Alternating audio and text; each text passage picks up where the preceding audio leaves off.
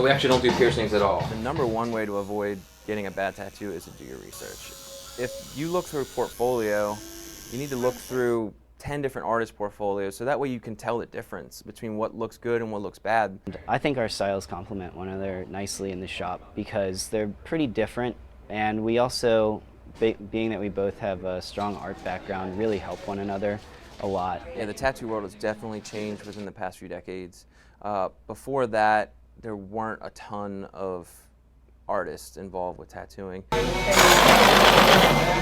Lately, it's anyone that's getting into the business is, they have an art background, they have this knowledge, so they're learning the craft, the actual technical side of tattooing, but with that they also bring the knowledge of creating fine art. So when you combine those two things, the possibility for these tattoos has expanded greatly. There's definitely been advancements in technology to where you can now get pre-made needles, and tattoo artists don't have to make them themselves. And the pigment, there's obviously more companies that make them.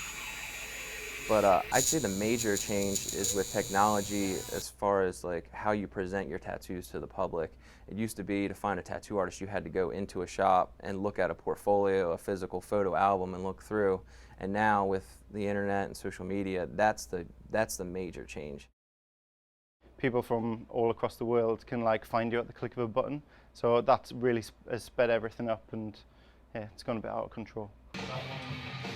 One thing that we do here, and I think it's a really special thing, is that we bring in artists from all over the country and all over the world to do tattoos here for a couple days. Maybe once a year I'll go somewhere different just so I can look at different artists' work and research and network. I've kind of done it as I've got a lot of conventions. I've worked in a lot of studios and a lot of guest spots and watched people work and try to build myself up that way. Every single guest artist, by the time they leave, there's always one or two things that I've learned from them, whether it be technical stuff or marketing or whatever. There's tons of stuff throughout the conversations that I end up learning, and I come away with just a little bit smarter person from it.